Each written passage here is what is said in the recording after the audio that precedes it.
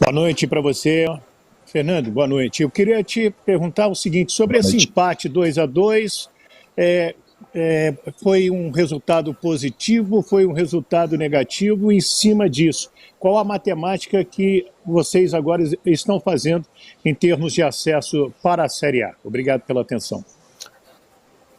Então, por dia de hoje, eu acho um resultado negativo pela maneira como a partida transcorreu. Você abre 2-0 jogando aqui, a gente tinha que ter saído daqui com a vitória.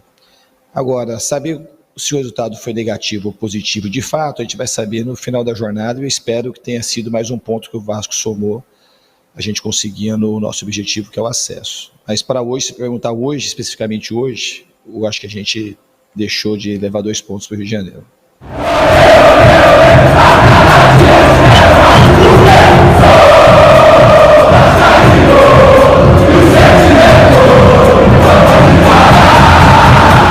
Dois pontos perdidos contra o Náutico, 3 pontos jogados fora contra o Sampaio, que inclusive só ganhou do Vasco, não ganhou mais de ninguém depois que aquela partida acabou. 2 pontos perdidos para o Cruzeiro, mais 2 para o CRB. O Vasco nas últimas rodadas perdeu ali então 9 pontos, que colocariam o Vasco hoje na segunda colocação, ali disputando o primeiro lugar do campeonato contra o Curitiba, que tem 57, o Vasco iria a 56, ficaria à frente do Botafogo, que hoje é o segundo, com 55 pontos. Né?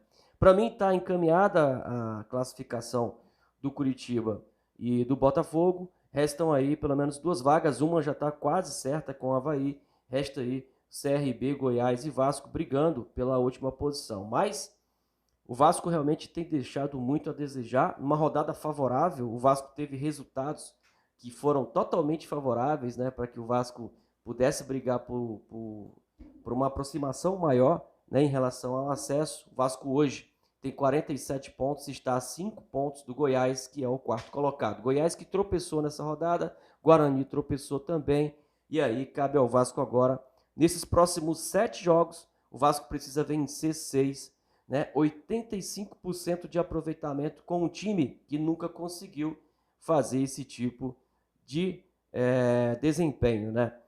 Bola aérea na zaga do Vasco é um desespero total. O Vasco abriu aí 2-0 para mim, num jogo totalmente dominado pelo Náutico. O Náutico conseguiu espremer, né, imprensar o Vasco da Gama na linha defensiva o tempo todo.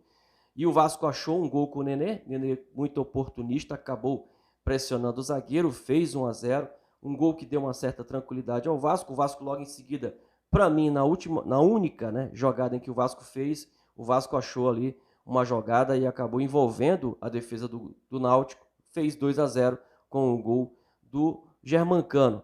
Mas muito pouco, né? O Vasco logo depois aceita muito facilmente a pressão, em bolas paradas, em pressão na linha de defesa do Vasco, que inclusive para mim não dá para a gente ter um futebol tocado ali na linha defensiva. Ficou muito claro que o Vasco precisa realmente rifar a bola na maior parte das vezes e tentar uma ligação direta, pois com a qualidade dos jogadores que nós temos fica difícil. A começar, né, pelo Bruno Gomes, que é ali o cabeça de área, que deve ter um pouco mais de inteligência para sair jogando, e o goleiro, né, que a bola está o tempo todo nos pés dos goleiros, a gente nem consegue ter, né, um goleiro com qualidade com a bola no chão com o Vanderlei, e também agora com o Lucão a deficiência continua, né?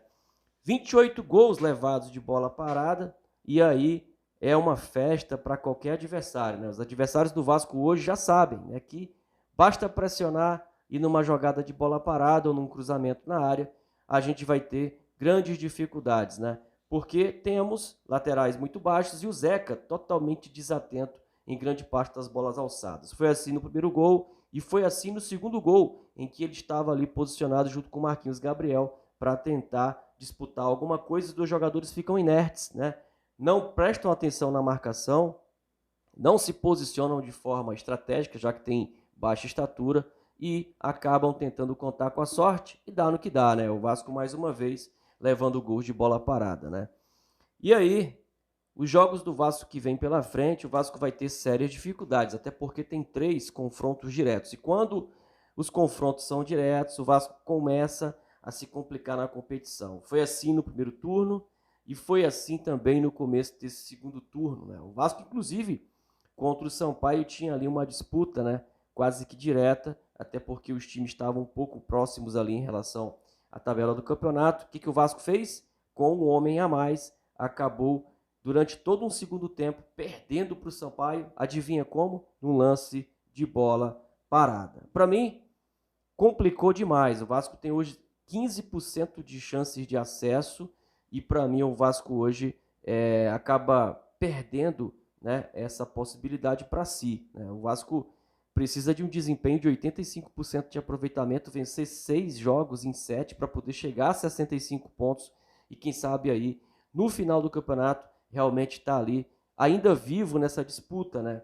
O Vasco pega o CSA no próximo jogo já sem o Nenê. O Nenê levou um cartão amarelo bobo, né? O juiz ali exagerou na minha concepção, na minha opinião. E o Nenê está fora do jogo. Para mim, um dos jogadores mais importantes. Chegou há pouco e já faz muita diferença. É o grande jogador deste elenco, capaz de dar uma qualidade ali junto com o Riquelme pela ponta esquerda, que para mim hoje é a principal jogada do Vasco. E o Vasco vai ter dificuldades contra o CSA, porque não vejo ninguém no elenco capaz de fazer essa função. Aposto que o Fernando Diniz vai tentar colocar o Marquinhos Gabriel, mas não vejo no Marquinhos Gabriel o jogador com qualidade para fazer isso e nem com o fôlego que o Nenê tem, apesar de o Nenê ser mais velho, né? Faltou fôlego ao Vasco no jogo? Faltou. Também acho que o Vasco morreu durante a segunda etapa e pouco pôde agredir ao Náutico, né? Depois do CSA, o Vasco enfrenta o Guarani fora de casa e tem um clássico no Rio de Janeiro contra o Botafogo. São os 3 confrontos que eu vejo que são confrontos diretos e que o Vasco ali pode ainda mais se complicar, porque como já falamos no vídeo de hoje, quando o confronto é direto, o Vasco parece que piora, né? Vasco e Vitória logo depois do Botafogo, Vila Nova e Vasco, Vasco e Remo, e fechamos o campeonato contra o Londrina, né? Num campeonato em que o Vasco adora se complicar. Começamos mal, né, a temporada com um campeonato carioca para esquecer, depois fomos eliminados precocemente na Copa do Brasil e agora no Campeonato Brasileiro. Acho que essa diretoria e esse elenco achavam que iriam subir só com o peso da camisa.